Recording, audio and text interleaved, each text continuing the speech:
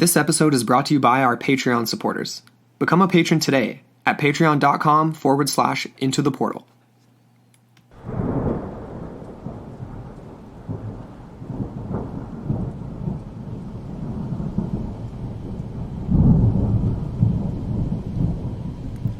Colorado Springs, 1899. The local citizens were going about their days in a place full of people yet to be exposed to the strange and electrifying world of a man like no other in history.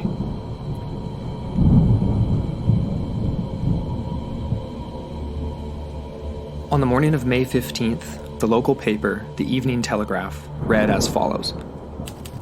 Nikola Tesla will wire to France, the wizard of electricity in city at noon, and will carry on extensive experiments in connection to wireless telegraphy and upper atmosphere.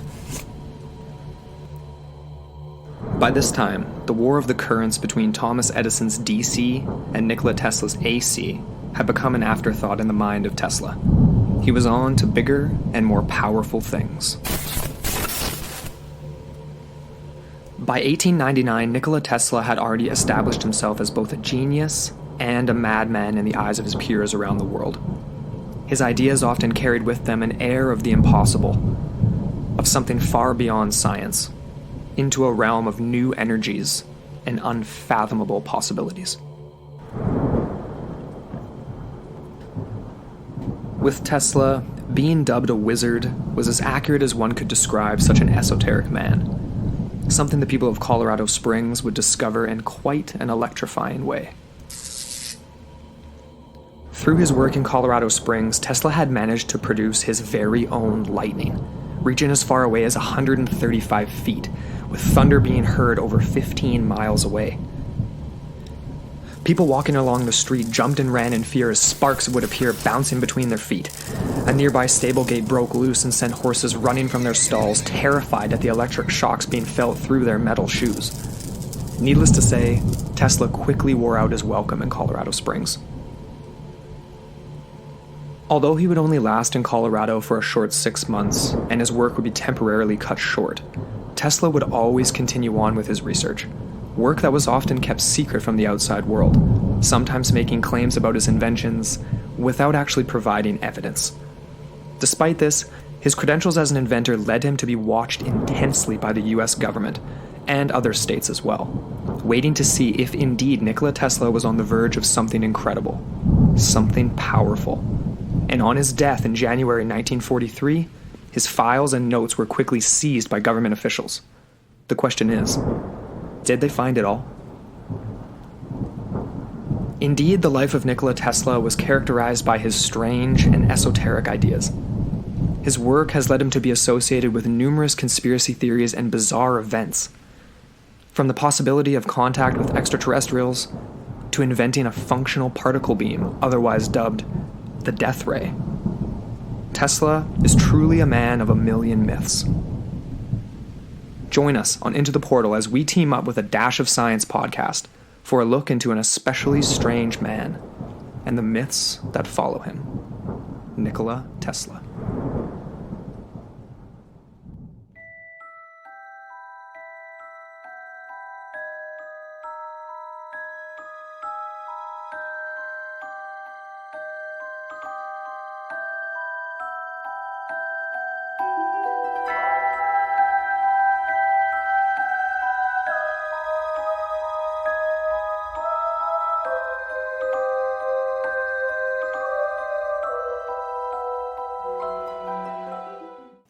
Hello, and welcome back into the portal. I'm Amber Ray. And I'm Andrew McKay. And we're back. We are back indeed. A special guest this evening. Yeah. But before we get into that, we are going to do some iTunes reviews. Yeah. Because you guys are so awesome. And yeah, we've got a whole bunch of new ones. And yeah, did you want to go first, Andrew? Well, actually, as a matter of fact, my review is a Facebook review. Oh, there you go. So it's always nice to get reviews in different places, and not everybody has an iTunes account, so that's totally fine. But this one is from Ashley Marlowe, and it reads, I love this podcast with 2 exclamation marks.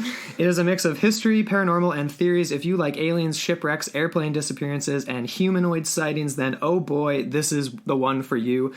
If this podcast stops, I'll be very sad. Oh, that's nice to hear. Aw. Please keep making episodes. It gets my paranormal brain juices flowing. Hashtag into the portal. Thank you so much, Ashley. We really appreciate that. That's awesome. a really sweet review. Love that one. I had a couple, from the iTunes or Apple Podcasts. So the first one came from W.I. Appraiser, and it was a 5-star. He says, gifted storytelling. I look forward to every new episode of this podcast, but particularly the ones related to mythology, as the hosts present them in such a beautiful, engaging way. I highly recommend this podcast. It is well worth a listen. Nice. Thank you. Sweet. W.I. Appraiser. I wonder what that means. W.I. Oh, yeah, praise is something. Yeah. If there's another W, it'd be like World War I appraiser. I don't know. The places my brain goes. Oh, goodness. There was also one more from another podcast, Tanis Justice. And they gave us a 5-star as well. It was, they say, it's rad and interesting. This became one of my favorites fast. The stories are good, and the chemistry between Andrew and Amber is great. Oh, gosh. Amber's laugh is adorable, too. Oh, thank you. You always hate your laugh so much, so that's actually... I really do hate it. But anyways, and then you say here, they research their subjects pretty good and have enough fun to keep you coming back. Wow. Thank you very much. We appreciate that. Yeah, we really appreciate all the reviews, you guys, and it just makes our day when we see them. So yeah, keep them coming. Yeah, keep them coming in, and we'll always shout you out all the time. All of that. All right, so we have a very special guest this evening, and we've been waiting to do this for a little while, actually. It's kind of been sort of a long time coming, but we are very happy to welcome Chris Burkine. Am I pronouncing that correctly? No. And actually, it is probably the worst pronunciation I've ever heard. Oh, man. How do you pronounce your last name? It's pronounced Birkenbein. Oh, okay. I think I just misspelt it then. I'm sorry. I'm so might sorry. have missed a syllable in there. Oh, man. Totally did. Yeah, you totally... It gets mispronounced all the time. That's not the problem. It was actually rather humorous. That is classic. That is very classic Andrew McKay, that's for sure. No, but man, we are super stoked to have you on the show. So this is Chris from A Dash of Science podcast. So yeah, welcome to Into the Portal, man. And if you could just take a second to tell our listeners a little bit about yourself and about A Dash of Science, that would be awesome. Sure. First, thanks for having me. I really appreciate it. I've been listening to your show now for a little while. I really enjoy the stuff that you guys do. It's a lot of energy that you guys bring to it, and that's always great to listen to. Thanks, man. So I am the host of A Dash of Science. A Dash of Science is a kind of... It does heavy science in a light science sort of way is how I like to express it, right? So we can talk about some pretty deep scientific things, but we try and bring it down to a level that you don't have to have any background in the subject to understand. And we kind of jump back and forth between things that are commonly misunderstood to things that maybe people haven't heard of before. So it's kind of nice all around thing. We bring in experts from academia, researchers, scientists, engineers, historians, anybody I can find really who's willing to come on the show and talk about something that I think would be interesting. So I've been doing it for a couple of months now. It's my first kind of path into a non-comedy, non-mainstream, I guess, genre of podcasting. So I'm really hoping that it goes well. Yeah, well, you're doing an awesome job so far, man. We've been digging it, and obviously the most recent episodes were gripping for us because here we are, and we are doing, of course, we should probably introduce the topic. We probably should. Tonight, we will be discussing none other than the infamous Nikola Tesla. Yeah. And for a full history and biography and a lot of fun facts that you might not know, go over to Dash of Science podcast because Chris has done 2 parts, and I believe you're releasing a third too, correct? Yeah, the third one came out actually Monday, so... Oh, awesome. There you go. All right. So 3 parts. So yeah, if you want to get your fix on Nikola Tesla, I would head over there first and then maybe continue listening to this after because we're kind of getting into the wacko weird side of Nikola Tesla, I would say. A little bit of the conspiracy theories, a lot of the myths, the legends, little known facts again. But yeah, we're going to get into some weird stuff. I mean, not that his general life was not weird. Like he was obviously, people know of him as obviously being this eccentric guy. I mean, Chris, when you were doing your initial research for the first 3 parts that people will go back and listen to before this one, what struck you the most? I mean, what stood out to you?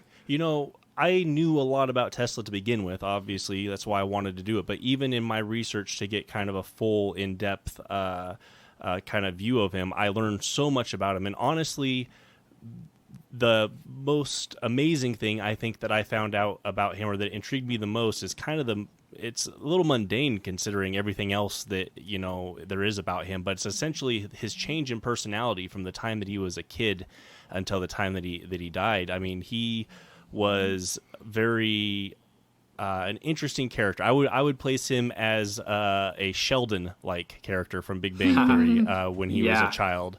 And then he grew into kind of a socialite, butterfly in his, you know, mid-20s, shortly after the AC stuff with Edison. When he was doing that, he was at all the parties, you know, reciting poetry from memory in 7 different languages. Like, he was the guy to have at your party. And then he just kind of went into mad scientist mode, you know, locked away in his laboratories doing stuff, and then kind of a sad hermit that everybody forgot about. And he just kind of sat by himself eating Nabisco crackers and milk at the end of his life, Eating right? pigeons. I mean, Just those are chilling like, in some New York hotels. yeah, there's like 4 different personalities in one. I find that really interesting. Yeah. Do you think that might have had something to do with the fact that he was shocking himself? You know, it's hard to say. Did he cause some sort of mental issues by shocking himself, or did those already exist to begin with, and that's why he was shocking himself? Like, That's it's a chicken and the always egg hard to situation, tell, yeah. man. I am pretty sure, though, with everything that I read, I think he definitely had OCD, but I'm pretty sure he was on the spectrum. A little autistic, maybe. And just some of his behaviorisms, the way that he speaks, is kind of no filter. I definitely think he was on the autistic spectrum a little bit. Yeah, you mentioned that, something to do with, like, it might have been Asperger's, something along those lines. Yeah, definitely. One of the fun kind of stories that I told was about his aunts. I guess his aunts were not very attractive, and his mother pinned him down and asked, you know, which one of your aunts is the more beautiful one? And his response was, oh, well, this one isn't as ugly as the other one. You know, and he was like 6 or 7 at the time, right? That's just very classical, no filter. That's bad. That's the last thing you need to That's say. priceless, though, coming from a 6-year-old. Yep. That's great. So yeah, I mean, like, we're going to be getting into some of the conspiracy theories. There's a few other things I think I wanted to touch on kind of before we jump right into some of the crazy things. I feel like we should go from, like, least crazy to most crazy. I think so, too. Yeah, I think so, too. Kind of work I had a people fun into fact it. for you, Don't though, wanna scare them Chris. away. Yeah. Okay, so, you know, in your first part, Chris, you were talking about how you weren't sure, like, obviously Tesla was born at midnight. Mm-hmm. And you were saying you weren't sure if it was the 9th, 10th, or the 10th, 11th that he was born on at midnight. Actually, we were watching a documentary the other day, and they were reading out part of his memoir, and he said, right in the memoir, he said it was the 9th, 10th. Oh, mystery solved. Good I know, detective right? work. Good accidental proud of detective myself. work. Exactly. That's the only kind of detective work that Right? we really excel at. The kind where we're sitting on the couch watching movies. That's the best Exactly. kind of detective work. Armchair detective. It's awesome. Anything that involves snacks, I'm in for. There you go. Yeah, exactly. So I mean, but it's still kind of a quirky fact. You know what I mean? It's just like That's weird, yeah. everything about this guy from the very beginning, from when he was a little kid all the way through. It's just like this kind of.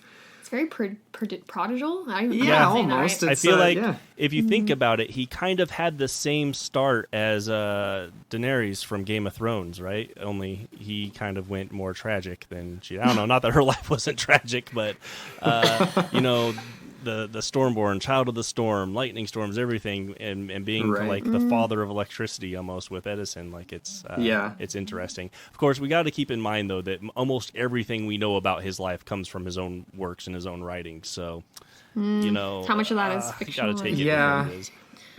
Grain of salt for sure. I mean, the other thing that we wanted to ask you that we thought was kind of important before jumping into is just the fact that, like, Tesla has kind of had this resurgence in popular culture, right? Like, he kind of was off the radar for a long time after he passed away. And we're up in Canada, you're down in the US, and we were just kind of wondering like what sort of exposure you had to Tesla growing up, and if, I mean, it's not really taught he's not really taught about in schools, at least not where we're from. That's for sure. No, he's really not. And actually, my first introduction to Nikola Tesla was actually from my father. I was in 7th grade, and we were supposed to be doing research on, engineers and scientists in history, and for a presentation, and everybody's like Edison or Curie or all these more well-known people, and my dad's like, oh, you should do Tesla. I'm like, who's that? Well, that's a good question. Very Go cool. find out.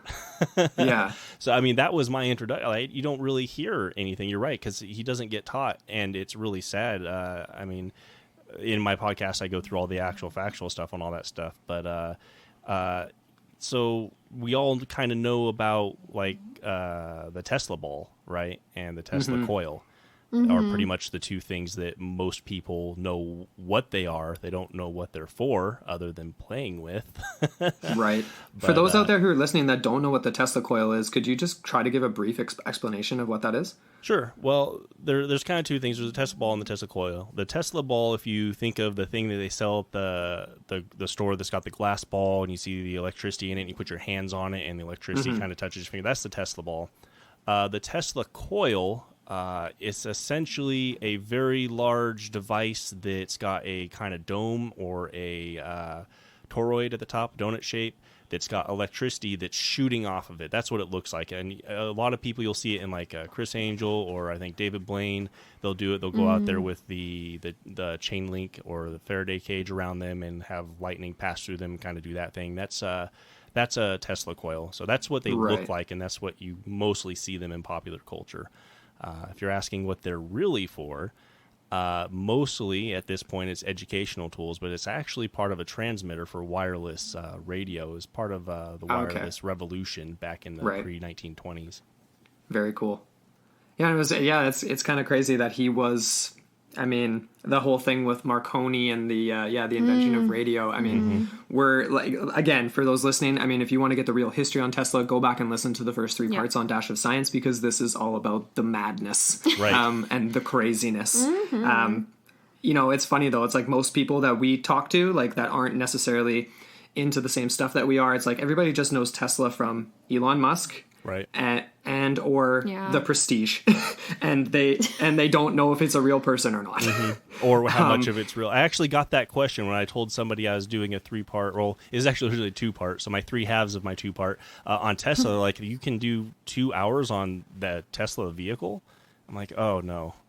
See, this is why I have to do this episode. Right. Yeah, no doubt. It kind of caught me off guard, I have to say, just going back to the Prestige before we move on, because we just watched that again before doing this episode, because we had to. And I had seen it before. I had no idea that was David Bowie playing Nikola Tesla. We actually just went through that ourselves. Carrie, who was co-hosting that with me, I had just read it like 2 days before. I'd seen it a couple of times, again, just like you, because if I'm going to find somebody to play Tesla, David Bowie is not who would come to mind, because he's not really an actor. But man, did he do a great job of that character. Oh, really good job. Yeah, he was phenomenal. And all you had to do was put a mustache on him, and he looked nothing like David Bowie. I know. Like, that's it. He could have been wearing his Ziggy Stardust whatever outfit. You just put a mustache on, he's a different person. It's the only thing that you get really tell is a little bit of mannerism, and of course his eye color. Right. Yeah, indeed. Definitely. Yeah. So you had asked a question earlier about kind of how Tesla has come back into kind of popular culture, and I really think he's kind of come back in the sort of conspiracy era, which we kind of talked to. But I think I kind of know why he's so, I guess, magnetic for that type of attention. And I think, I mean, when we talked about earlier his personality, right? But he's just perpetually taken advantage of and screwed over by like everybody. He's brilliant, way before his time. I mean, some of the stuff that he kind of touched on but didn't push out there didn't actually get into the public eye until decades later. Yeah. Right? And then, of course, he's got a documented history of not, getting his patents, not commercializing things, and other people getting credit for him. So who knows how much he actually invented or worked on that we don't know about. So I think those kind of lead a good basis for conspiracy theorists to kind of latch onto and pull things out. Yeah, no doubt. definitely. And obviously kind of the way his life sort of ended definitely adds to that with there being potentially boxes of notes and, things left behind. Things taken from his apartment, the microfilms that were supposedly taken of his papers by the U.S. government. Yep. Yeah. And then they stuff. were stored away somewhere in a secret project and never recovered. Like, what happened to them, man? All right, we're getting ahead of ourselves here. Oh, we are. I think we should probably start with, like we said, we were going to go from least crazy to crazy.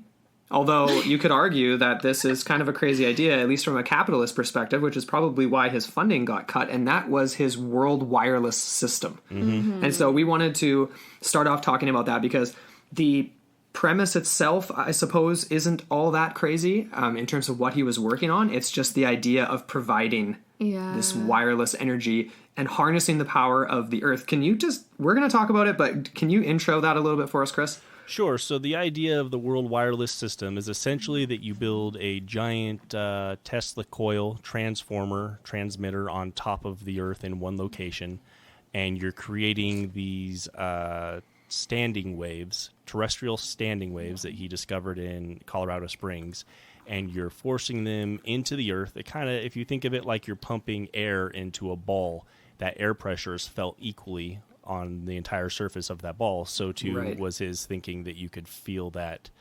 voltage essentially all over, and you could just tap in and pull that out. So that's kind of the basic idea of what he was thinking. There are some requirements for that to work, some assumptions he made that weren't exactly true, and some requirements that don't actually match how physics works, or at least how we understand it. But I don't know. What do you guys have to say on it? Well, go ahead, Amber. I'll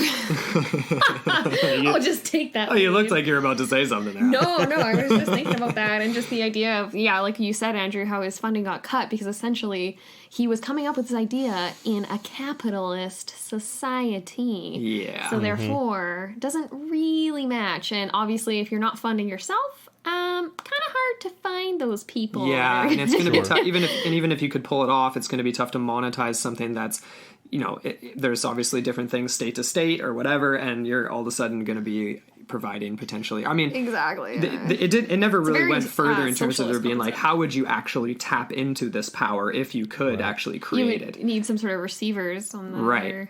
But I'm curious though about what are the principles that he had in mind that don't actually line up with our understanding of physics? The biggest one is, in order for this to work, it requires some sort of, I'm going to call it magic, because essentially until we figure out some science to make it work, it's magic, right?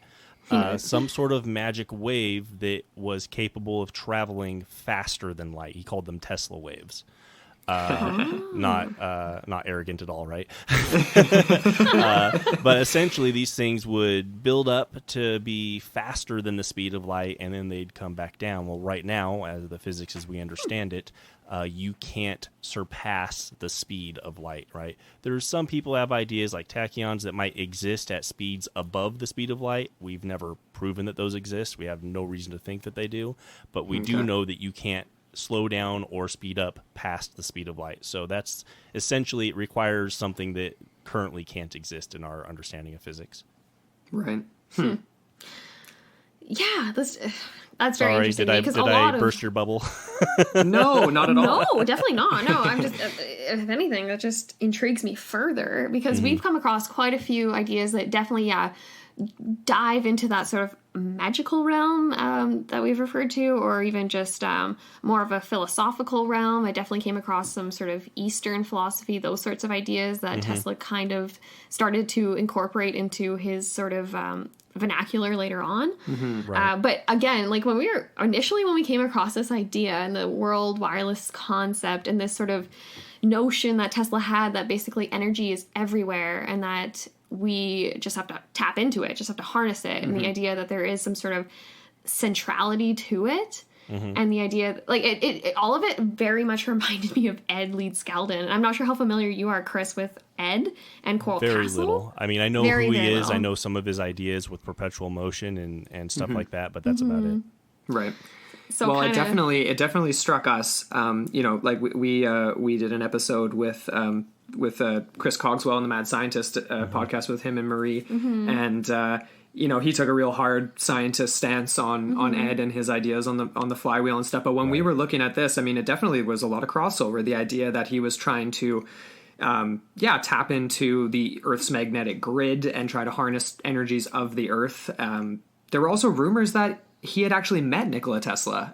We looked into that back when we were researching for that episode, and we couldn't find anything conclusive. And I'm pretty sure that's the result that most people have had looking into that. But there are the stories out there that those two had met. And immediately when I mentioned that, Amber's like, well, why? Well, why would they have ever met? Why would he entertain someone like Ed? Exactly. And the only explanation I had for that possibly was just the fact that Ed was European, and he had interesting connections in Europe, a very kind of shady background over there, knew a lot of interesting, strange people. And that is a very vague. Very well, vague. I mean, there is something there. As Tesla got older and he became more ill, he's actually pretty dependent upon, not dependent, but I guess easily swayed by conversation with his nephew who lived over in Yugoslavia, who had connections to all those kind of shit, like arms dealers, German propagandists, communist leaders, like... we'll probably talk a little bit later about that, but so I mean there is a potential connection there. So one thing that I wanted to point out, kind of a difference between the two ideas is one where Nikola Tesla was off was with the idea of the speed of light and nothing being able to go past that, and that's not really a concept that was really strong in the science community to begin with at that point. And not to mention that Tesla had a huge disagreement with the way that Einstein framed relativity and how matter and energy worked.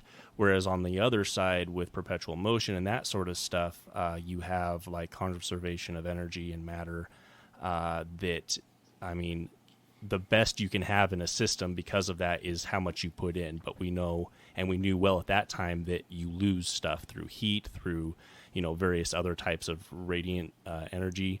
So I would say that Nikola Tesla was on the cusp of an idea that was in the process of being proven wrong, whereas the other one was a concept that has already been proven wrong at that point where he lived. So I think that's an important distinction. Okay. Yeah. No, Thank definitely. you. Definitely. We need no, for those sure. distinctions for sure. Distinctions. I did not say that right. That's very interesting. There's there's so much of this that kind of strays into, I don't want to call it pseudoscience. I don't want to call it it sort of is, though, a little bit. No, it it definitely kind of bleeds into that for sure. Yeah. Especially like when I was looking again into, just to bring up that Eastern philosophy and these ideas that influenced him. Supposedly, again, this is very vague. There was a suggestion that Tesla had been introduced to this guy named Swami Vivekananda at a party held by Sarah Bernhardt, an actress back in I think it was in the 20s, is kind of the rough estimate. Right. Yeah. And this guy who was supposedly, he was an Eastern Hindu spiritual leader. He's basically credited with the modern spiritual revival of India. And anyways, he had maybe an influence on this guy. Did you, in your course of research, Chris, did you come across any of this at all? Or nothing with that person specific. If they claim that it happened in the 20s or around there, I'd be hesitant to believe that. At that stage, he was well into his being by himself, not out. But, I mean, dates can easily be wrong if you put that maybe 15, 20 years earlier when he was at the height of his social life. I mean, he met Mark Twain. He met, a lot of people in these parties in that way. So that is a way that he was actively meeting people. So I wouldn't doubt it if it was maybe, 10, 15 years earlier. In the 20s, maybe not. I think I actually have that wrong. I feel like I was thinking of Ed. Ed was in the 20s. Actually, the letter that I had as a primary resource from this Swami Vivekananda, I'm not saying that right. I feel like it's Vivekananda. That's it. Sorry. Yeah, Vivekananda. I'm missing a syllable again. If there's one thing I do consistently, it's mispronounce everybody's words and names that aren't American. So I just have to accept it and move along. But apparently the letter that he wrote, it was to a friend, was the exact wording in the article that I was looking at. But essentially he said, in this letter that was written in 1895. So sorry, this puts it quite a bit earlier. So maybe in a time frame that is plausible.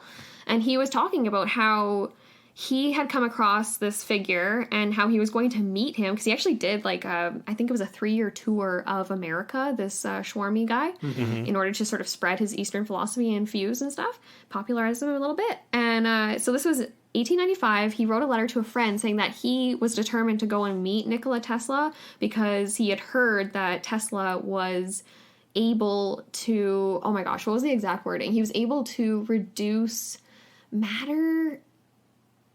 was it matter and energy? Or no, it was force and matter and how they were reducible to potential energy. Apparently he had written some sort of mathematical equation, but later on it was actually proven that he did not do that and he could not take any credit. And so Schwarmy, I don't know how... Yeah, and I don't know. The article went on to say how basically Einstein went and proved relatively later on, about 10, 15 years later or something like that.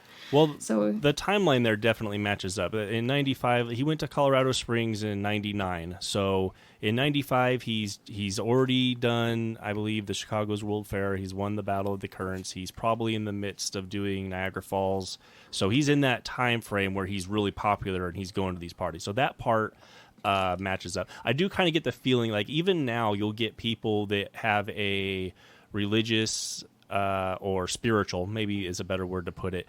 They like to look for science words that that are parallel to words that they use that might not necessarily mean the same thing. And so they'll take scientific principles as a way to kind of prove their philosophies in whatever spirituality that they're doing. It really sounds like he was kind of looking for that.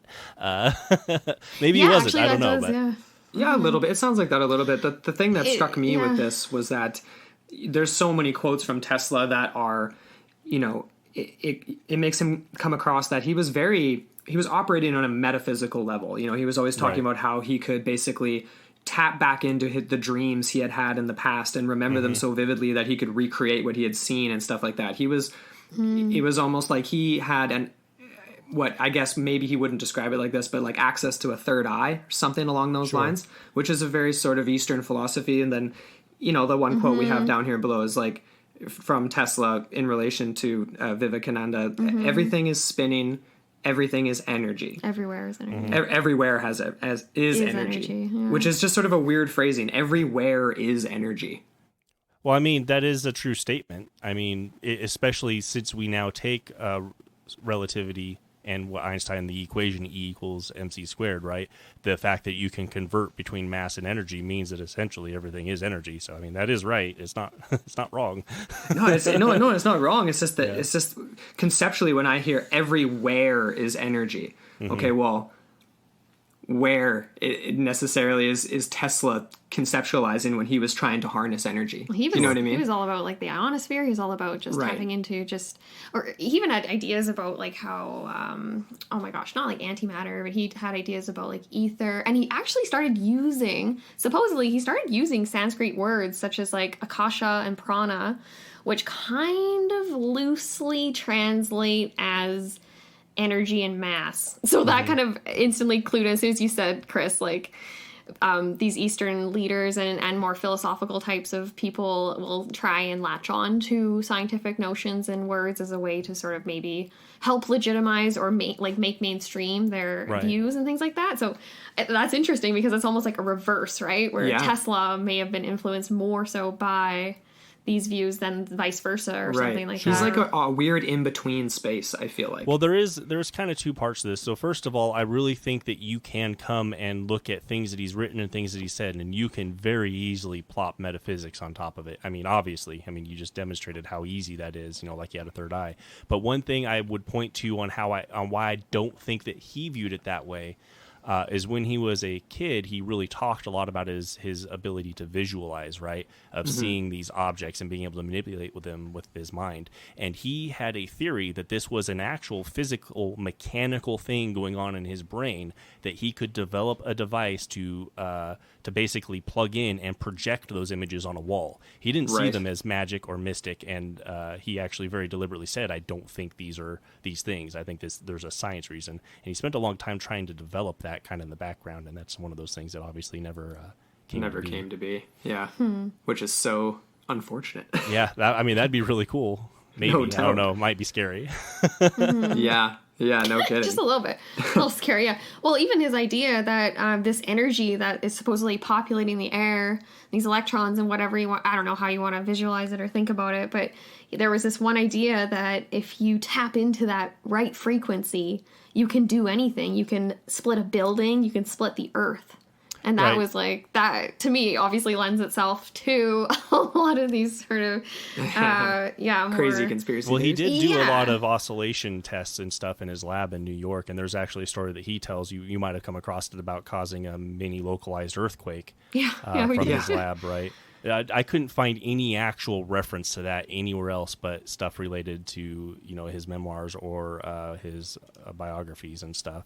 So you'd think like an earthquake like that in New York, somebody somewhere, especially since supposedly the police department responded. You think you'd find more evidence of that having happened, but who knows? It's 90s.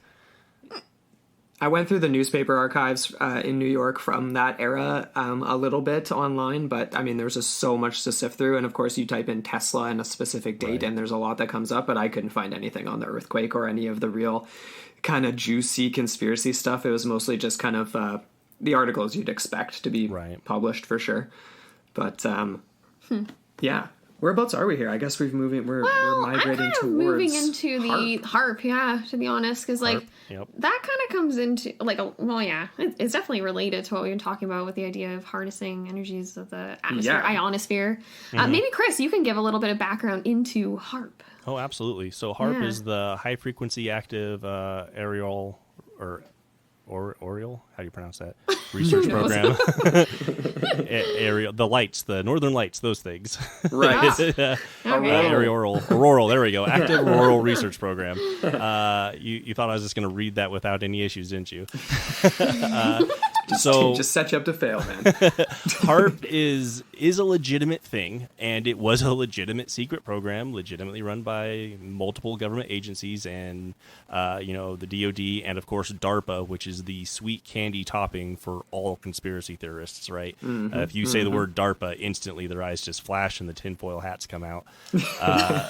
But it was a research station to study the ionospheric physics and radio science, and coming from a background of dealing with telemetry and RF engineering and stuff, I can tell you this is legitimate. There are all sorts of things that happen in the ionosphere that cause different type of propagation issues, attenuation issues with the RF waves, and there was a lot of money put into understanding that so that we could properly communicate across distances without having to spend a crap ton of money on power. So, I mean, it was a legitimate place, and that's what they were doing. But, of course, I mean, I'm sure you guys can get into all of the other side of things there, the conspiracy type aspects. Yeah, there's definitely some crazy ones. I mean, the first thing that's interesting is I believe that, like, Tesla conceptualized the ionosphere before it was actually, like, discovered, right? Is that correct? One of many, many things he discovered and didn't tell anybody about, really. So I guess that's like the thing that I'm just trying to understand here is like, how did he? I mean, it's one thing to sort of invent a contraption that can sort of demonstrate that the potential to do something else. It's another thing to, think that there's this, invisible layer in our atmosphere. You know what I mean? Like, Sure. It's just kind of bizarre. I don't know how to answer that question. I can tell you like what he did with it and his ideas about it, but I mean, throughout history, you just have people, that seem to have an intuition for how things sort of work as a broad overview, right? I mean, those are our major creators. And I feel like most of them were in the past. I feel like we don't have a lot right now. I know, right? I think maybe it's just because there was more to discover back then, so it was easier to do it. But I mean, when you look at people like Da Vinci, I mean, the things that he came up with, that didn't come around for centuries after he first thought of them. Right. So how did he come up with it? I don't know, but he did, and lots of other things, enough things that we have proof of that I don't doubt any of the stuff that he says. Yeah. I mean, how did he actually go about interacting with it then? Well, the thing with HAARP and how Tesla's related to HAARP is actually it comes from the idea of one of the other kind of things that we probably get into, his death ray / peace ray.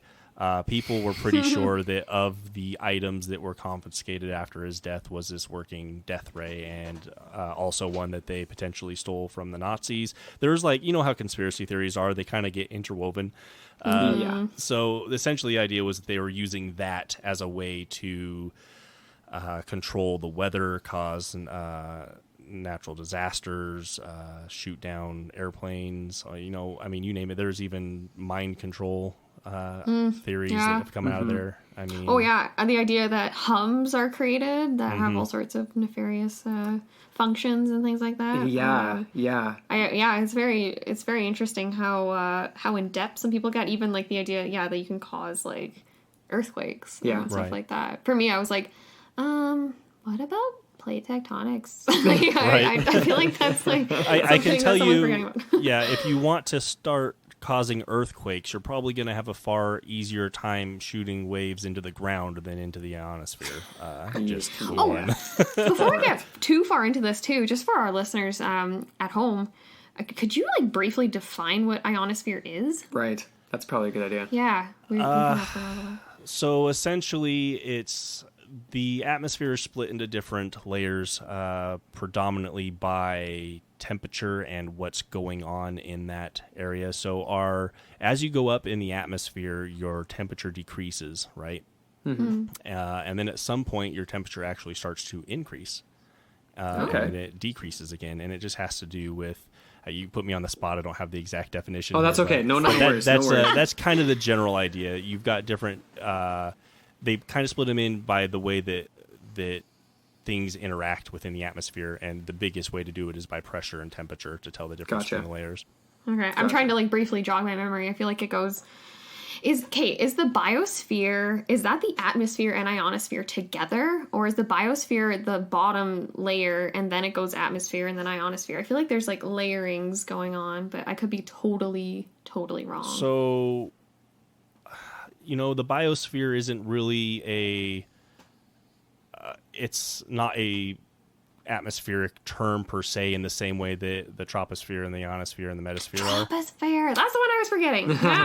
So there you go. Biosphere is kind of like ecology as far as all of living things. Yeah, that's kind of like their realm. The living things work and different types of living things. So I have no idea why. This is going to sound totally random, but for some reason, the word biosphere is making me think of Pauly Shore. Wasn't there a movie Yes, there was. Was there? I've never seen it, but I just have heard of it.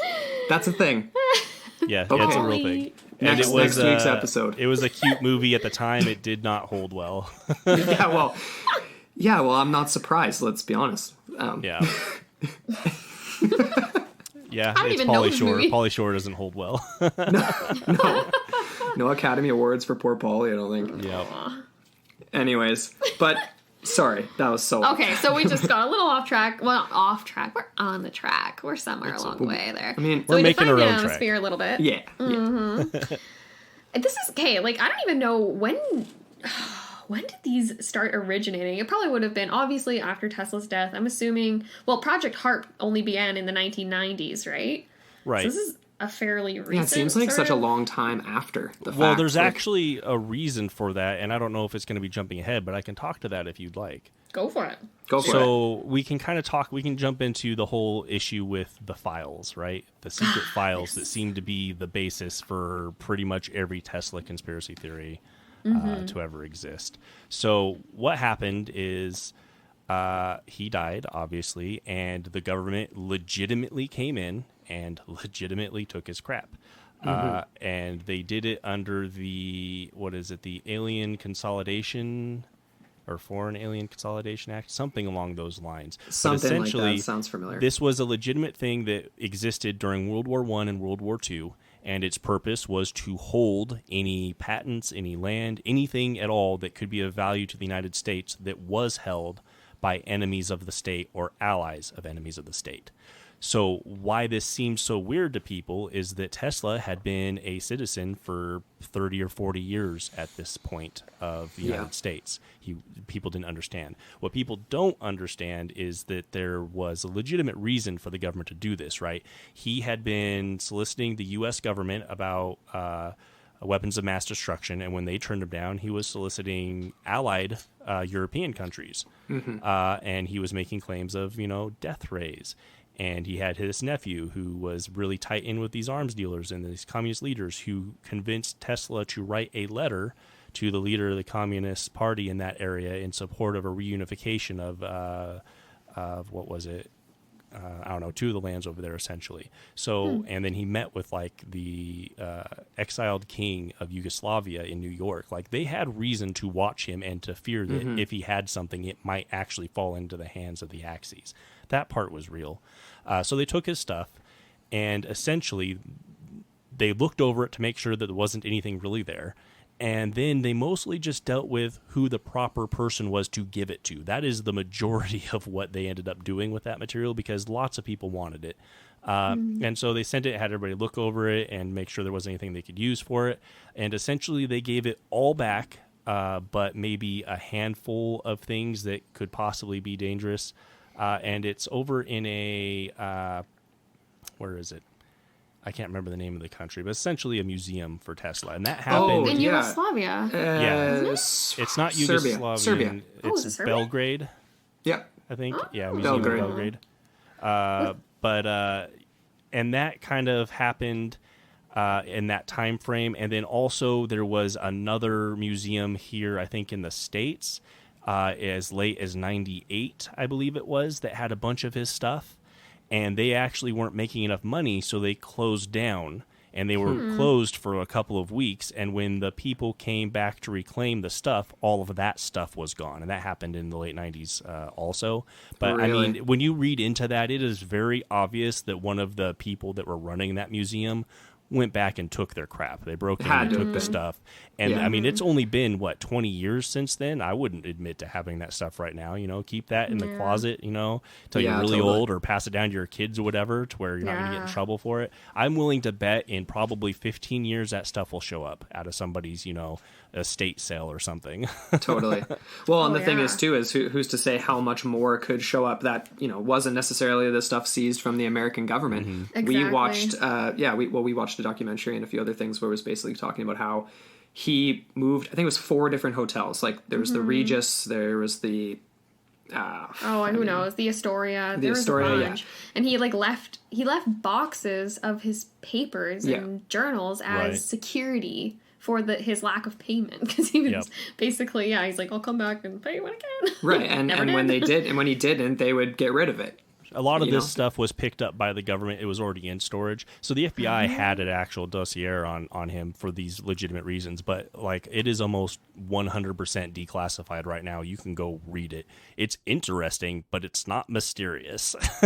Right. So there's really only a handful of stuff that kind of disappeared when they gave back his stuff to his relatives.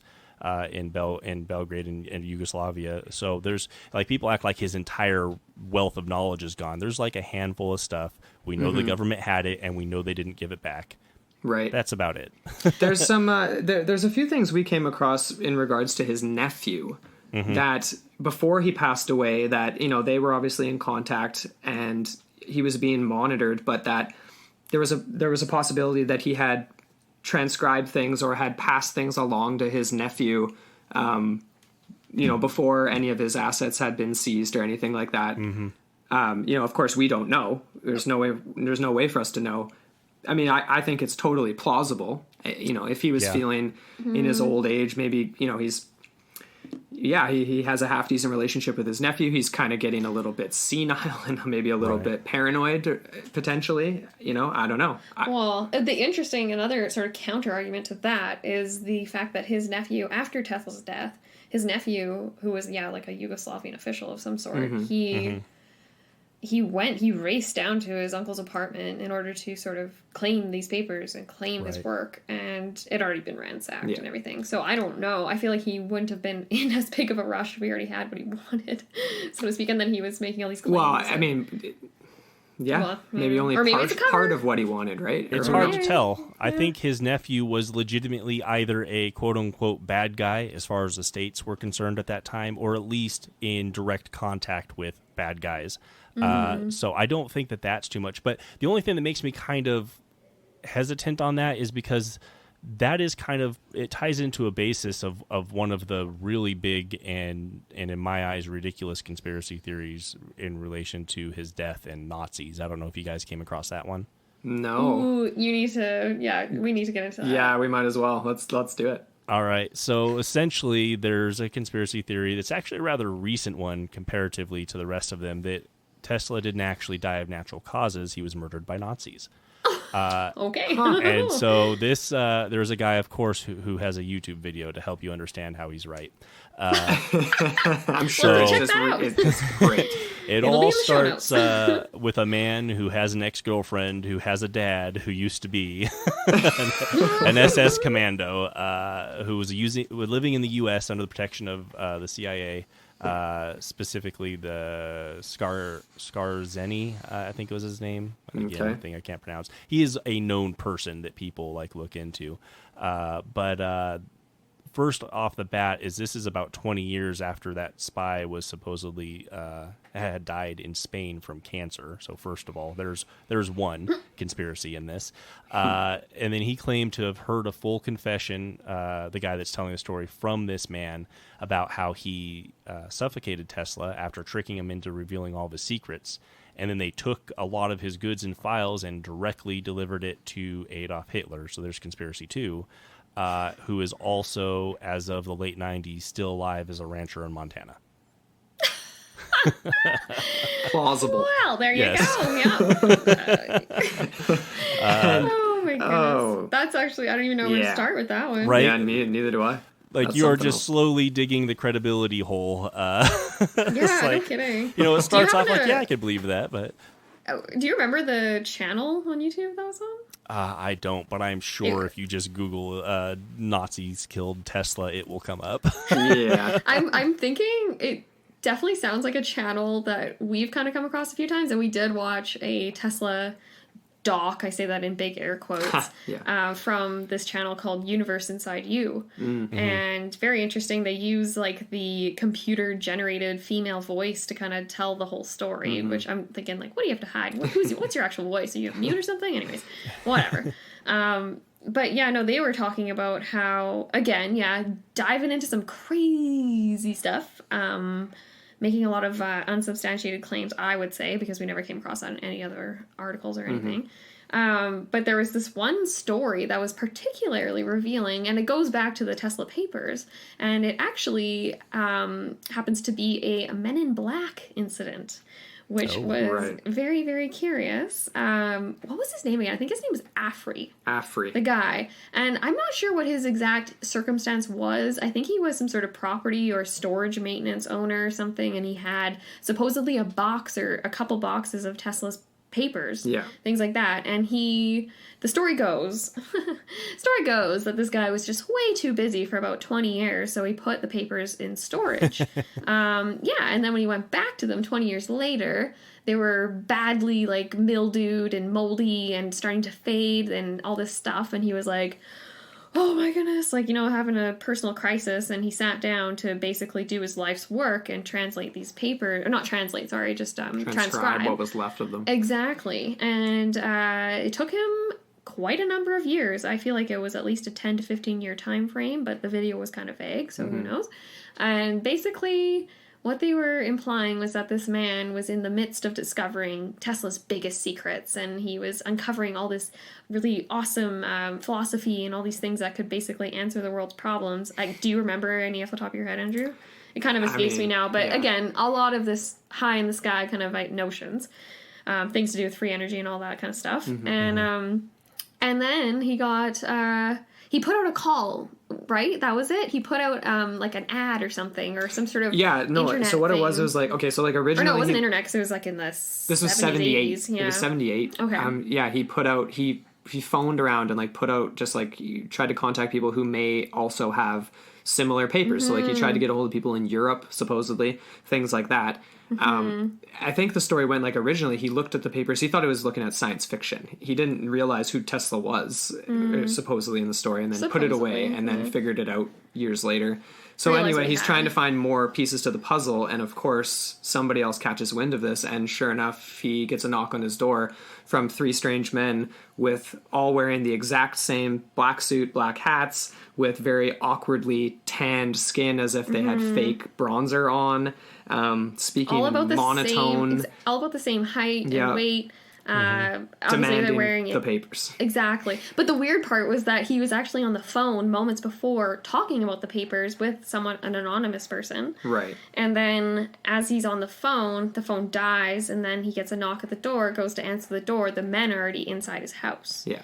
And they say, hey Spooky. there, I mean, Jeffrey. spooky story. You know what we're here for. And they're kind of just trying to intimidate him. And then he goes after they leave. They say basically like, well, we're going to get what we want. And it doesn't matter what you say or do. It's just a matter of time. And then essentially they leave. And then he goes back to work, to the papers. They're gone. Right. Everything's gone. Right. His entire, like, his computer is wiped. So he doesn't have anything. Do you remember what year this was roughly? It was supposed to be 78, I think. How would he have a computer? No, it had to be later. Or sorry, the original. Yeah, sorry, the original instance was 78, and this would have been early 90s, I guess. You mean when he started translating the papers? That's 78? I don't know. I never came across the year 78. We'll have to go rewatch the video, I guess. I was asking because it's really hard when you're dealing with, especially like Men in Black conspiracy theory, because there's like a cookie cutter Men in Black thing that you can apply to really anything, right? Oh, I've got this thing, I know this thing that happened, and I could show it to you, except for the Men in Black took it. Exactly. Right. Yeah. And Totally. I asked because there was something that I came across, and I'm not sure if it's maybe a slightly different version of that or maybe something completely different. It was related to Tesla's supposed communication with aliens. Oh, okay. So this came from a biographer who claims to have had access to a person who had access to papers and read them a long time ago and then remembered reading these things about aliens before the Men in Black took them. It was all essentially based off of Tesla suggested the possibility of being able, I think his words were beckoning Martians, was kind of an extreme application of his propagation of electric waves, his RF stuff. That's why he wanted to do it. And of course, this is way back before we knew absolutely that there was no alien life on Mars that was at least intelligent and out and about doing stuff. And he had legitimately recorded like unusual signals that he wasn't sure what they were. He felt that there was a pattern to them. He kind of thought that there might be some intelligence behind it, like they were trying to communicate. But, you know, as is the nature of Tesla, he got busy with other things and kind of put that off. But so that's kind of where the basis is, people take this, he was definitely communicating with aliens. But one of the things that I kind of threw out there as kind of he probably was hearing these things. But we had another instance of that, the LGM, Little Green Men. Are you familiar with that story? No. Not related to Tesla. No. Essentially, it wasn't very long ago where we were receiving regular exact signals that were like right on time. Like it had to be intelligence, right? Had to be. Right. You just don't find that level of regularity in nature. Right. Until we realize that you do. It's called a pulsar star. So that's what they were listening to. So, I mean, people are pretty sure that he was just listening to background noise or whatever else, because it's not like there was a lot of knowledge at that time to compare to, right? That's very true. I mean, it's so interesting that he wrote a letter to supposedly wrote a letter when he experienced that, you know what I mean? Like to be like, I think his message was that I've received communication from outer space or whatever. And the message reads 1, 2, 3. Right. Very, not a very detailed message. Yeah. But I did find it interesting how he made a point of saying that, like, I'm very used to, other types of frequencies and, like, disturbances with my equipment, like, dealing with sort of radio waves and different things from space, so to speak. He's just such an eccentric dude that it's so hard to make heads or tails of whether or not, was this just a one-off that he was just embellishing for no reason? It seems bizarre that he would do that because he doesn't seem like that type of guy half the time. And then the other half of the time, he's naming speeds of light after himself, things that are faster than the speed of light after himself. So it's kind of this weird juxtaposition, I feel like. So I'm not sure what to make of the extraterrestrials thing. What do you think, Amber? I'm on the fence with this one. Like, definitely I feel like he might have had the perception that he had been contacted in some way or form. Again, though, like, this is such a primitive time for this type of technology and things. Like, I feel like it would be very easily to misinterpret something like that, especially if it's a 1, 2, 3. Right. I found the quote here if you want me to read it. Go for it. Let's hear Says, it. so Tesla supposedly said, okay, so the changes I noted were taking place periodically and with such a clear suggestion of number and order that they were not traceable to any cause then known to me. I was familiar, of course, with such electrical disturbances as produced by the sun, aurora borealis, and earth currents, and I was as sure as I could be of any fact that these variations were due to none of these causes. End quote. Maybe it was a pulsar star. Maybe it was. All right. I mean, that really is like a description of how they define, like, when they were listening to the pulsar stars. Too regular, Right. It was like a code, very systematic, and so and he says of nothing known to me. This is Exactly. Early 1900s. There's a lot that's not known to him at this stage. Yeah. And I think you're right Yeah. with his the way that he speaks. There's so much that he legitimately came up with that people looked at him at that time and like, wow, you're a crackpot.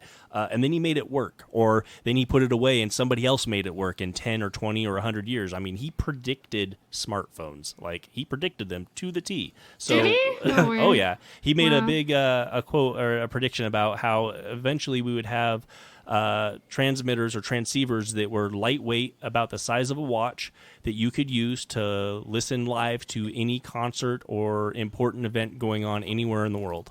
Well, there you Wow. go. What is that, right? That's the Yeah. smartphone. No doubt. And I feel like that, and that's, yeah, like his prediction of that, I feel like kind of blends with his almost, well, with the extraterrestrial thing too, because he wanted some sort of advanced communication, right? Whether it was Right. on the Earth amongst humans or elsewhere, or however. I had another quote here. It was from a New York Times article. He was interviewed when he was 75, and he said that, I think that nothing can be more important than interplanetary communication. It will certainly come someday. And the certitude that there are other human beings in the universe working, suffering, struggling like ourselves will produce a magic effect on mankind and will form the foundation of a universal brotherhood that will last as long as humanity itself. Boom. There I you mean- go. Good quote. Knowledge bombs. Yeah, I profound. want Tesla to be right about almost everything. You know what I mean? Like, Just make him the Nostradamus of our time, please. yeah, totally. I mean, Nostradamus was just a dick predicting terrible things. How about predict some good stuff? Yes. You know what I'm Terribly saying? as broadly and generically as possible. Yeah, exactly.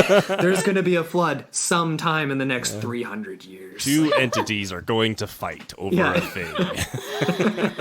Good stuff, man. Good stuff. But ultimately, really, though, like, whether it's intelligence or not, a pulsar star communicating with Tesla is still extraterrestrial in origin. So he's not It is a thing that no. is not on Earth. You are right. Yeah, very, very true. Okay, wait, Chris, can you just quickly just describe what a pulsar star is? So, if I remember properly from my undergrad, a pulsar is essentially a star that is spinning super, super fast, and it's spitting out radiation on an axis, and that axis is spinning. And because it's moving so fast and it has so much energy within a human lifetime, or even several human lifetimes, it's essentially a perfect clock. Now, over the life of the star, it's going to eventually slow down, but we're not going to be here. So we oftentimes use those to set like our national clocks by and stuff like that. So they're actually they're crazy. pretty interesting little astronomical bodies. Yeah, Cool. Very Oh, cool. Yeah.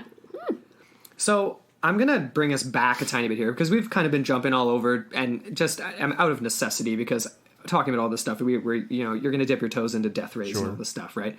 But I'm going to come back to the death ray because we kind of touched on it a little bit and then migrated into the lost journals. And of course, like, this is why everybody wanted his work. He was supposedly creating these absolutely mind-blowing inventions, and I believe, honestly, this one has to take the cake. I mean, would you guys agree? Oh, yeah. Oh yeah, Like, I mean, Well, I the mean- name alone, I mean, some people called it a peace ray. Tesla Yes. was a peaceful guy, but He for all did intents and call purposes, it the peace ray. His intent with it was in order to create an impenetrable barrier of force Right. that could prevent countries from fighting. right. Of course, people kind of took that a different way, I suppose. I mean, Well, it's really easy with the way that he described its capabilities. He wasn't like hiding the fact that it could do these other things. He was just Right. focusing on the nice things you could do with it. right. And so basically, the gist that I get from it, just so people listening can have a visualization, is essentially picture the use of essentially like a lightning bolt as an anti-aircraft missile. more or less. Is that sort of the idea? So essentially, maybe, I don't know. It's hard. Let me explain to you what it is in principle, and you tell me if you still think that description fits. So essentially, it's a particle beam, right? So it's got a what's it called, a Van de Graaff accelerator, which is very, very small metallic particles that it accelerates super fast, right? And essentially, in that way, it's just kind of like a kinetic weapon. You're just slamming these very small particles at super high speeds, and we know that force is mass times acceleration. So if you got that acceleration up super, super high, you've got a dangerous weapon, right? Right. So that's essentially the idea. What I find interesting about the death ray is this kind of comes in the last area of his life where I feel like we start to lose our ability to trust what he says. There's a lot of things he says, like he says he built a functioning one of these, but nobody's seen it. He said he developed what he called a dynamic theory of gravity to contest Einstein's theory of gravity. Right. He said he wrote it all out, but of course nobody's seen it. So, I don't know. Kind of grasping at straws there a little bit. Yeah. Yeah, the only thing that I mean, if he was maybe working on it way back and then he's like, in his twilight years kind of just, talking about it, so to speak, because he did kind of jump around from invention to invention. Sure. That's the only thing that would make sense to me. And he lost a lot of work, too, in his lab fire, too, that he had to recreate after. He had to take a break from it and do the stuff with Niagara Falls and whatever, and then he came back to it. So maybe it's something he designed earlier and in his old age had time to actually put it together. Or maybe it just became more and more relevant because of world relations, because of World War I, and then the looming World War II, and the rise of extremist philosophy, popularist philosophies, that type of thing. Yeah, and he just saw it as a way of... But that's just it, though. It's like, that's something that somebody who wants to remain relevant would say. Right. And yeah. I mean, obviously, I never knew the guy. It's just, but I feel like of all the historical figures we've looked into so far in this show, he's a really hard one to pin down personality-wise. It's because it changes so much, Yeah, and you can't, Yeah. You don't know that this wasn't, he's in his 70s, maybe it's dementia and it was a lamp. You don't know. No, totally. Especially because of the amount of time he spent alone, too, right? Like, literally, pigeons were his only friend. Like, you have to imagine what kind of, I don't even know what he that was would do bringing to a birds person. home to nurse them back to health, injured pigeons and things like that. That in itself is such a contradiction of personality, which fits Tesla that you wouldn't think anybody else, because he was so OCD, such a germaphobe, letting pigeons crawl all over him. Yeah, I actually heard one thing where he you would never touch hair. He hated hair. It was just like, I don't know. I felt like he was almost, oh my gosh, it's totally escaped me. Howard Hughes. It was almost like a Howard Hughes where he's like constantly wearing gloves or something. Yeah, similar. Maybe that just level of intelligence has its, your sacrifices. You've got something going on with you that makes you think that way, but you can't really function in society for very long on your own. Mm-hmm. Yeah. Such an enigma. Yeah, no doubt. Yep. So in terms of the death ray, the only kind of real conspiracy theory other than the missing papers that I could potentially link to it, which is just such a reach, I don't buy it at all, but I thought it was super fascinating, and I'm sure you've heard of it. This was the Tunguska event, the massive explosion in over top of the taiga forest in remote Siberia. And of course, there's basically nothing to link this to Tesla, Right. For all intents and purposes, other than the time frame and his crazy ideas, which is where a lot of this kind of goes. It's basically like, hey, Tesla's around. He's got crazy ideas. This timeline works out. This happened. There's a triangle here. It all has to be related somehow. You know what I mean? I feel like for some of this stuff, there's a possibility it does. But anyway, this is how it basically shook down. For people who don't know, shook down, pun intended. 1908, a massive explosion from an unknown source ripped through the air over top of a remote part of the Siberian taiga forest. The conspiracy theory has been suggested that this had something to do with Tesla's death ray. At first I was like, okay, why? Like, how? Like, what? Like, he's just shooting this death ray out into remote Siberia, Like, I don't really understand. So I looked into it a little bit further, and of course, he supposedly was following the exploits of a guy named Admiral Robert Peary, who was this explorer. He was trying to reach the North Pole at the time, And supposedly Tesla wanted to make a statement about what he was doing because I think this was around the same time that he had lost some funding. Sure. I mean, it happened plenty It's of times. probably JP Probably Morgan. right. Yeah, it probably might have been JP Morgan. I can't remember who exactly it was, or if it was Wardenclyffe. Oh. Or was that the other one?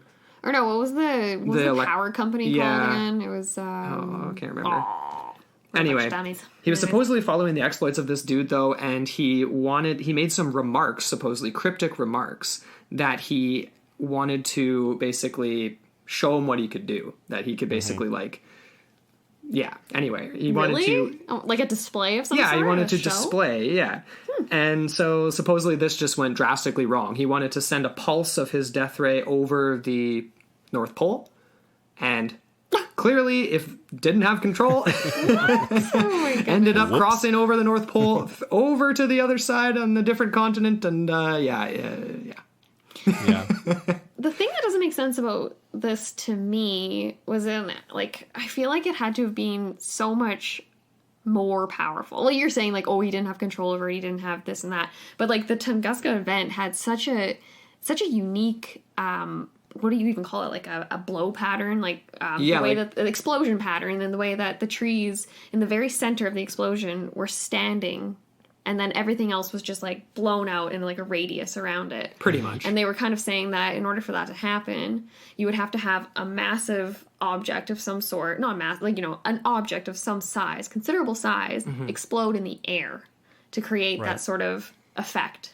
Because that was one of the main mysteries behind the Tunguska event was these standing trees. They were like, why is this here? Because they'd never seen anything like that. Obviously, this is pre-atomic era. Right. So my best guess is meteor. That's what most people. I mean, it's inconclusive. That's still to this day to me, it's like a singular particle beam. I feel like wouldn't be able to create that sort of a pattern. No, maybe. Unless it hit something large in the air and caused the explosion. Some sort of a reaction or something. Because I'm trying to imagine, if this particle beam thing was deployed, would it literally just, blow something into smithereens? Would it just, project it far away? What would you say, Would Chris? it evaporate? Well, yeah. Well, I think there's several parts of this that I think that we can go to and look at and probably reasonably disregard that theory, right? So if you have the whole concept of this particle accelerator is that it's using acceleration to get your force, right? If you've got something with that much acceleration, there's something we call escape velocity, and that's the speed that you have to go to escape the gravitational pull of the Earth. So if you've got something that's powerful enough accelerating that fast to cause that much devastation, I really don't think that beam's going to curve around the Earth. I think it's just going to keep going, right? Yeah. That makes sense.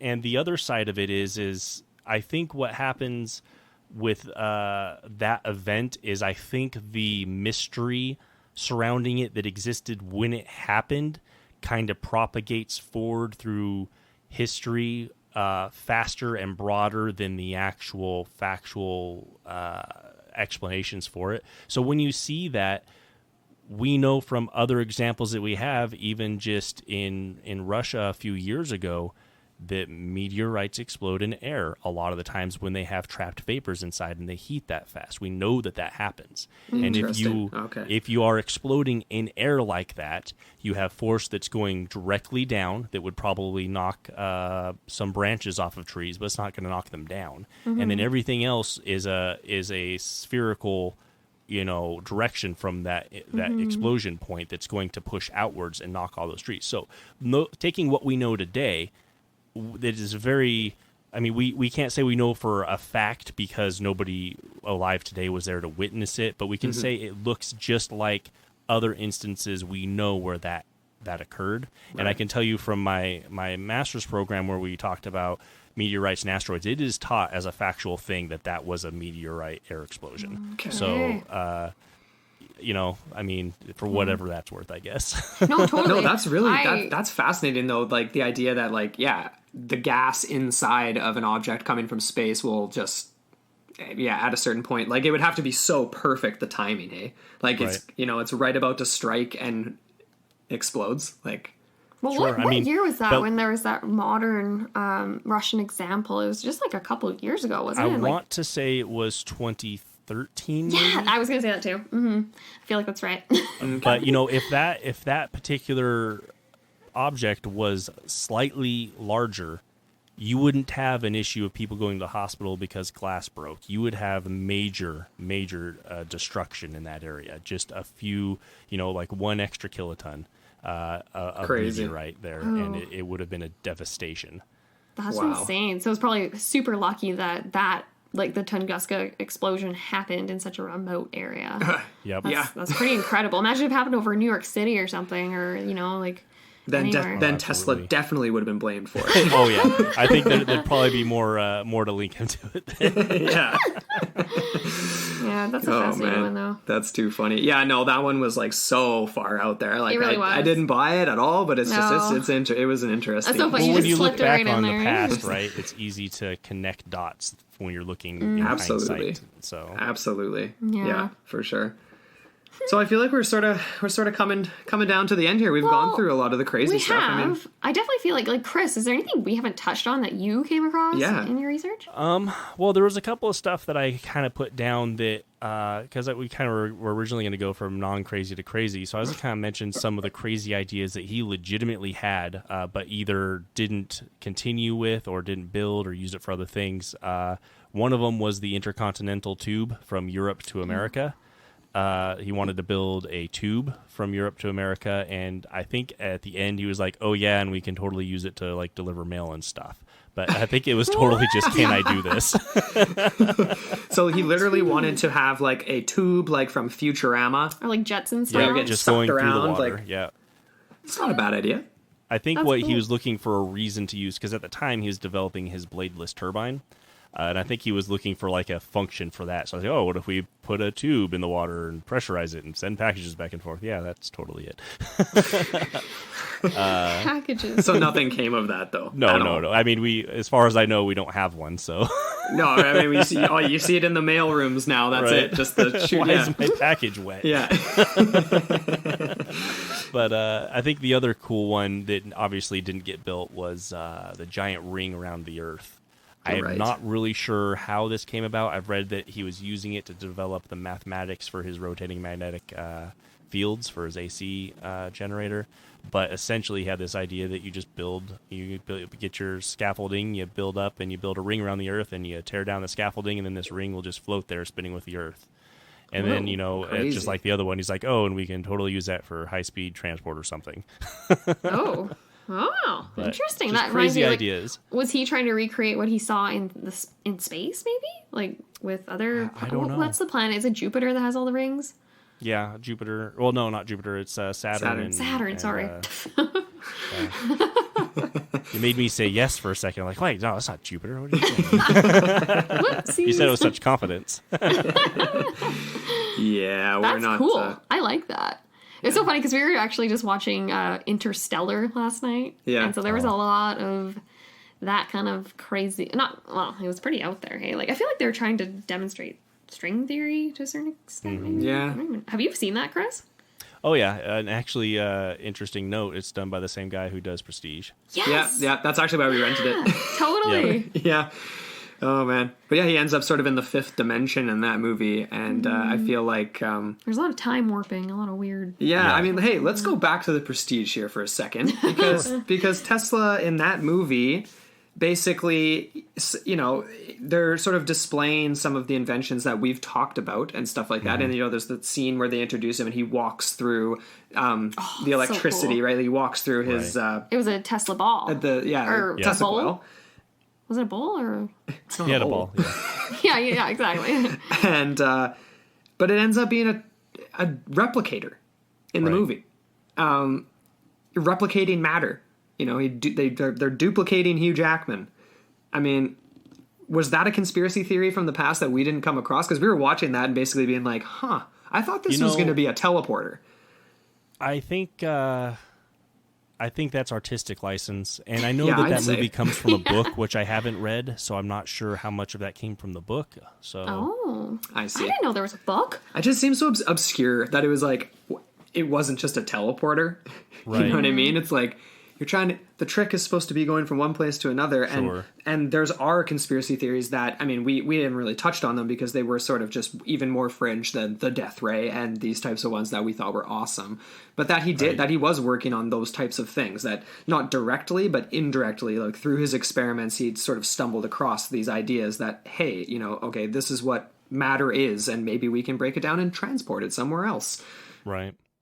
Can I give a little shout out to another podcast I was just on yesterday real quick? Yeah, so go for it. The St. Paul Filmcast I was actually on, and we were talking about the Prestige in relation to Tesla. So if you want an in-depth thing on that topic, definitely go check that out. Yeah. One of the things that I really love about the Prestige is, and this is a spoiler, so if you haven't seen it, stop, go watch it, and then come back and finish this.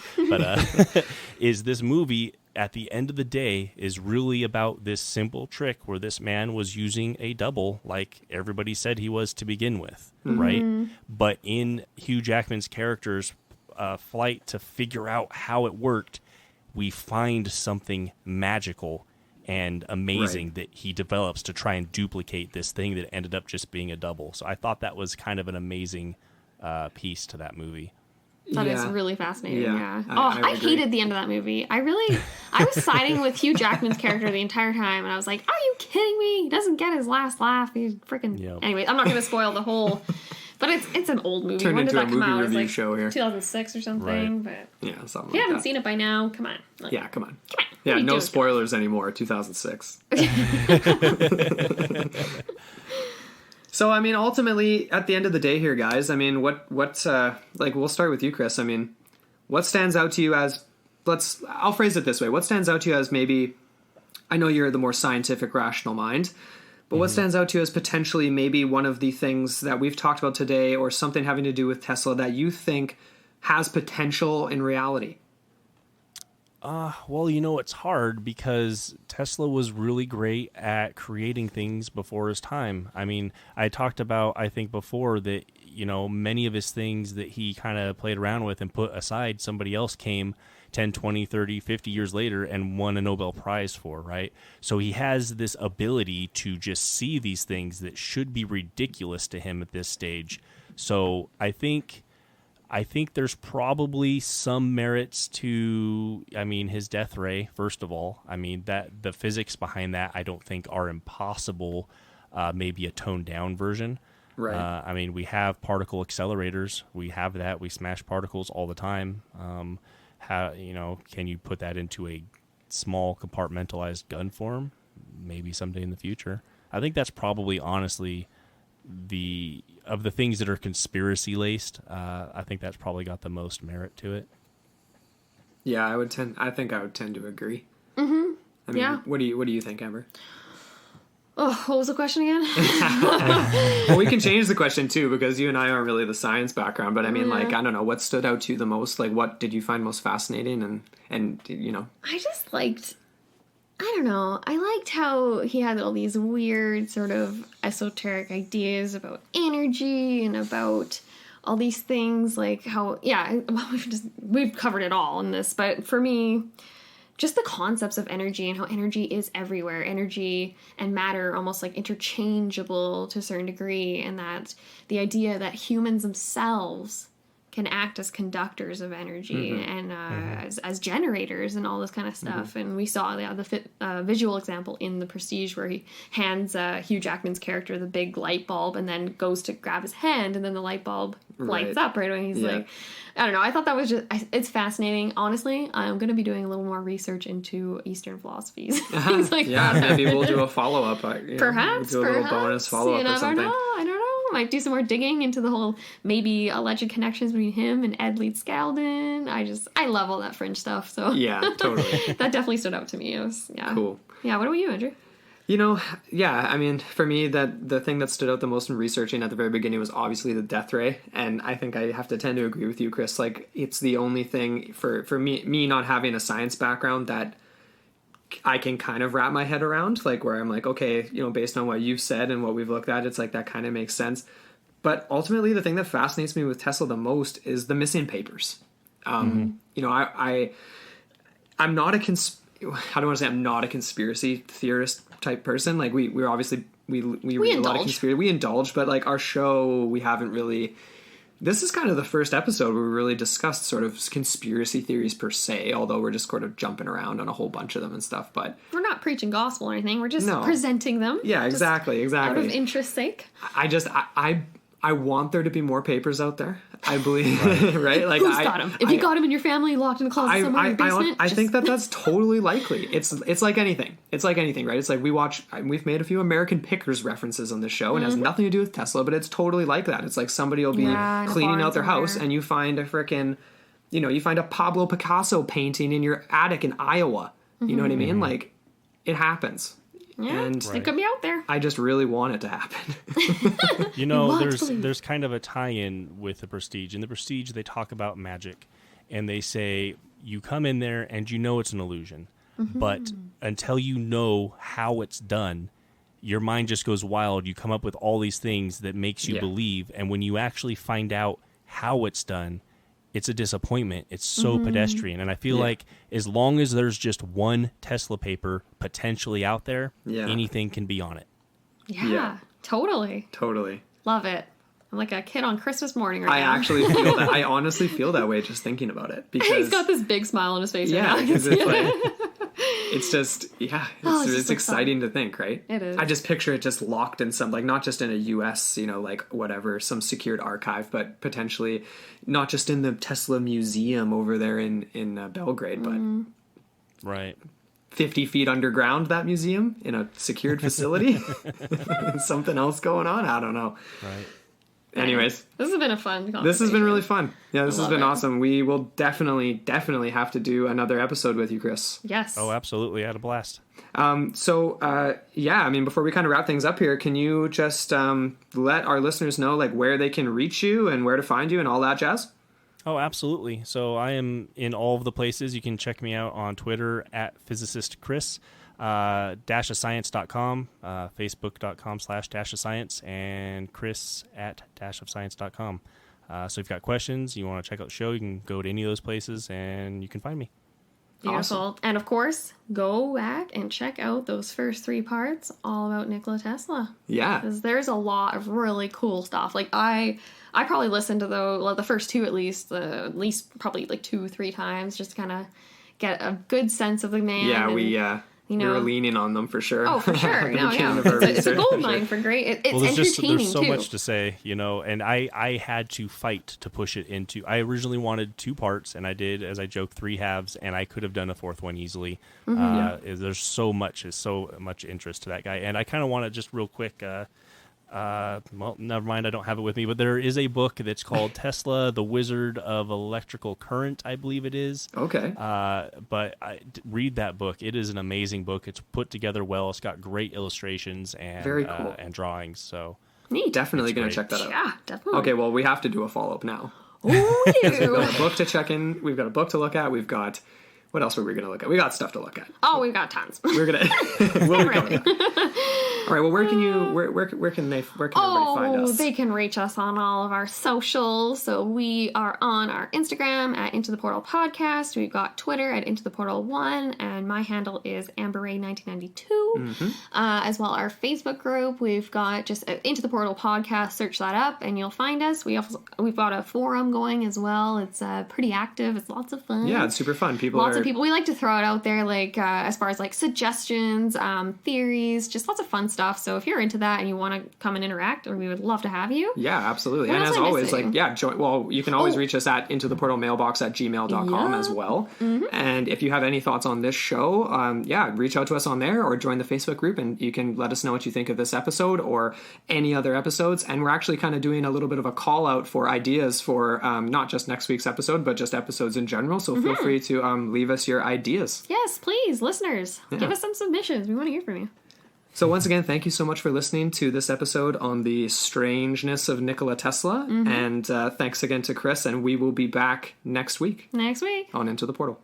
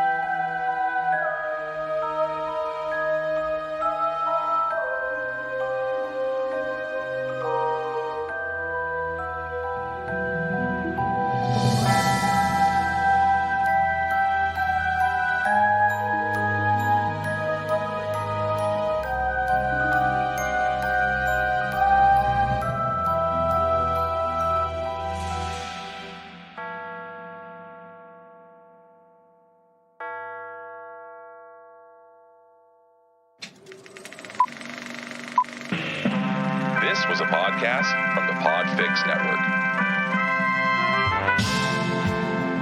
You can check out more shows like it at podfixnetwork.com.